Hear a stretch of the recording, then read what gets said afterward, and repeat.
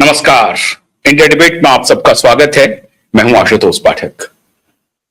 मित्रों, अरविंद केजरीवाल तो अद्भुत कहानी है। कॉकरोच से उनका मन भरा नहीं।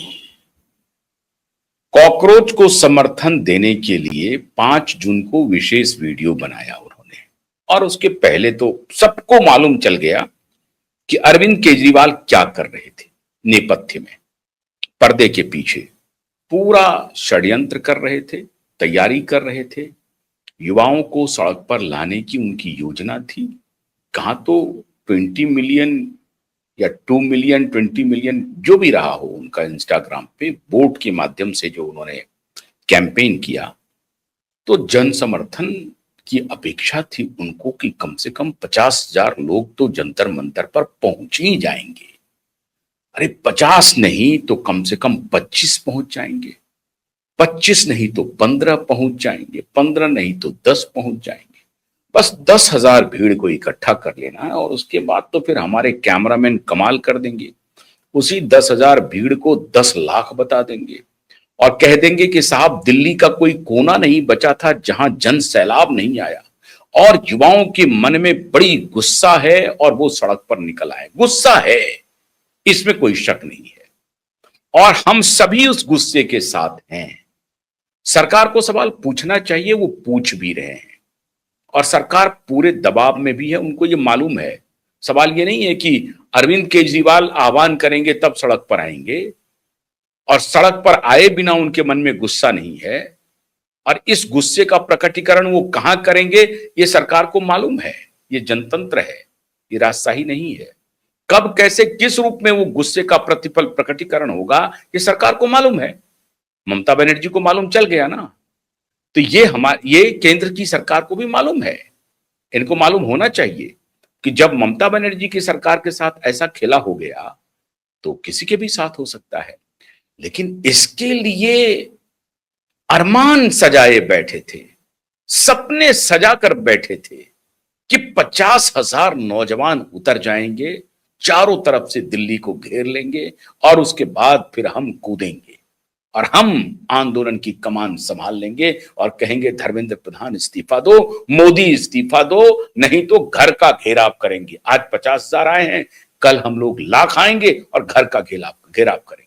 योजना इनकी थी कि कुछ गोली चल जाए, आंसू गैस के गोले छोड़े जाएं, पानी का फव्वारा हो, टूट फूट हो, कहीं आगजनी हो जाए, ताकि कार में कहीं आग लगा दिया, कहीं और पलवा कर दिया, कोई जगह पे, ताकि वो धू धू कर जलती हुई कारें, शीशे को चकनाचूर करता हुआ दृश्य, सड़कों पर आजादी के नारे लगाता हुआ दृश्य, और प्रधानमंत्री आवास तरफ कूच करता हुआ दृश्य, शिक्षा मंत्री के आवास को घेरने का दृश्य, इसका सपना था केजरीवाल को।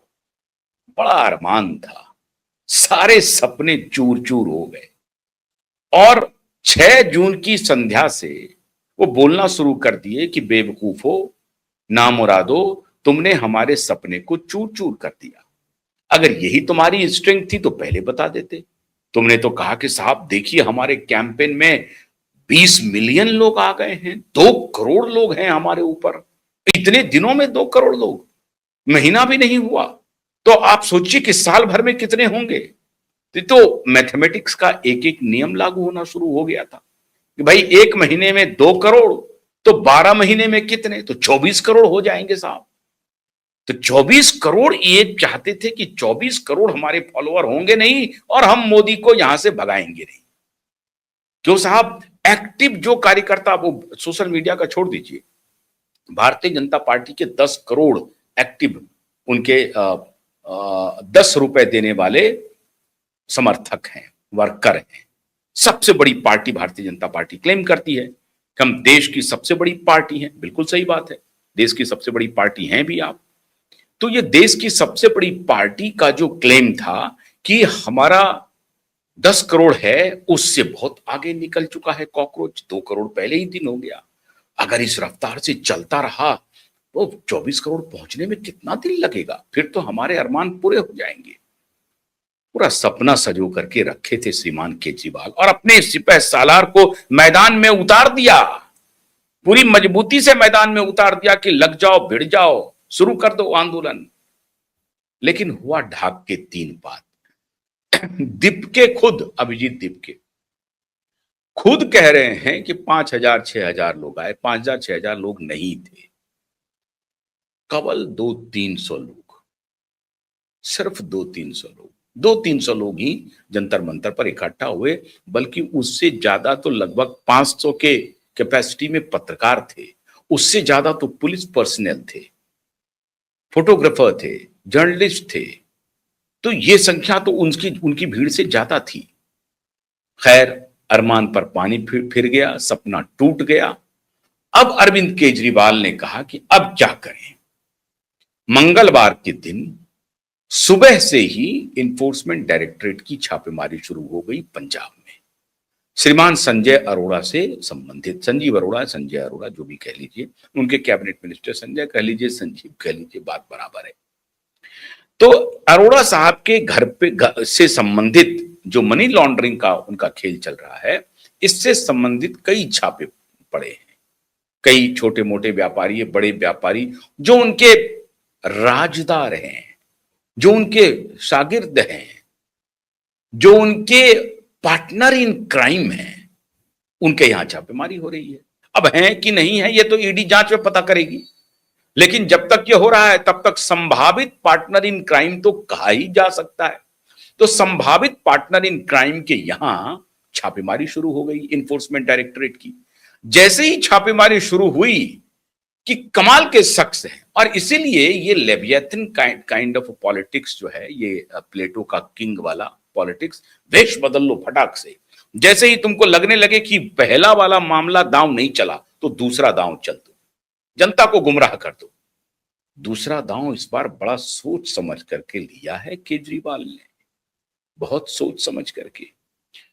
और ये डर सता रहा है पश्चिम बंगाल से मित्रों।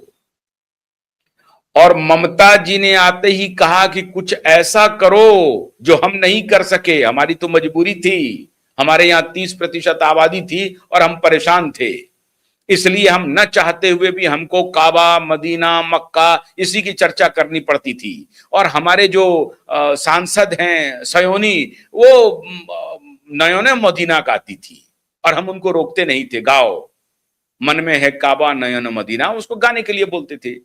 लेकिन यहां काबा ओबा मत करना, यहां मदीना भी मत जाना, मक्का भी मत जाना, खुदा के वास्ते मत जाना।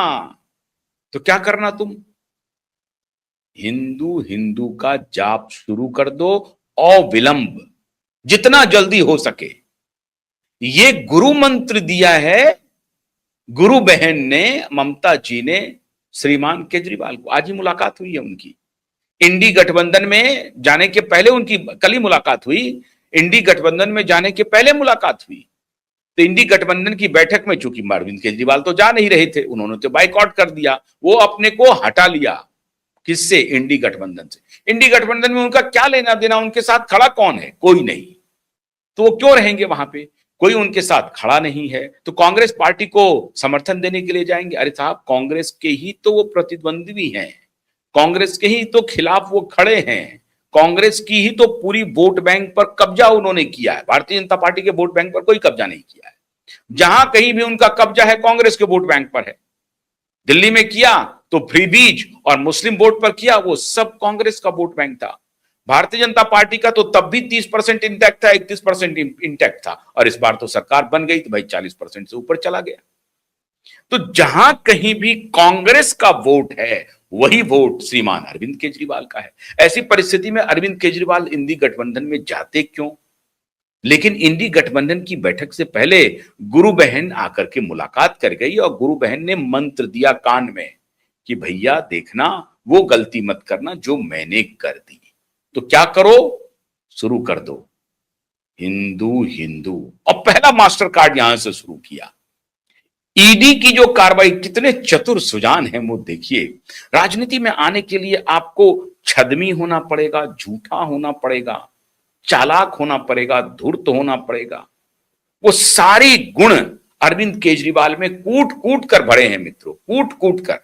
कहीं से भी अरविंद केजरीवाल इन गुणों से अपने को दूर नहीं रखना चाहते, क्योंकि राजनीति में इसकी आवश्यकता होती है। अब वो दिन गए स्टेट्समैन वाले राजनीति में, जो मॉरल की राजनीति होती थी, नैतिकता की राजनीति होती थी, प्राण जाए पर वचन न जाए की राजनीति होती थी कि नहीं, हमने जो बोला है उस पर हमें अडिग रहना है, चाहे मेरा प्राण भी चले जाए, चाहे मेरा सब कुछ न लुट जाए, लेकिन मैं इससे नहीं हटूंगा। अब कहां है वो बात, वो खत्म। और उसको आखिरी कील, the last nail in the coffin made by Shri 108 Arvind Kejriwal himself. अभी तक तो लोग बोलते थे कि बीजेपी के नेता झूठ बोलते हैं, कांग्रेस के नेता झूठ बोलते हैं, जो ट्रेडिशनल पॉलिटिकल पार्टियां थी उसके नेता झूठ बोलते हैं। अरविंद केजरीवाल ने कहा कि नहीं, हम झूठी राजनीति नहीं करेंगे, हम रूल ऑफ द गेम को बदलने आए हैं, हम पूरे रूल को बदल देंगे। और रूल क्या हो गया था कि झूठ बोलो, कुछ भी करो, राजनीति में सब चलता है जी, ये रूल बन गया था, इसमें कोई शक नहीं, अभी भी वो रूल है। तो अरविंद केजरीवाल रूल को बदल नहीं पाए, वो खुद इस रूल के हिस्सेदार बन गए, और हिस्सेदार इतने बने कि सारे लोगों को पीछे छोड़ दिया। कहा अगर यही राजनीति है तो हम तुमसे अधिक भ्रष्ट होकर के दिखा देंगे, हम तुमसे अधिक अवसरवादी होकर दिखा देंगे, हम तुमसे अधिक अनैतिक होकर के दिखा देंगे, हम तुमसे अधिक झूठ बोल करके दिखा देंगे। और दिखा दिया इन्होंने।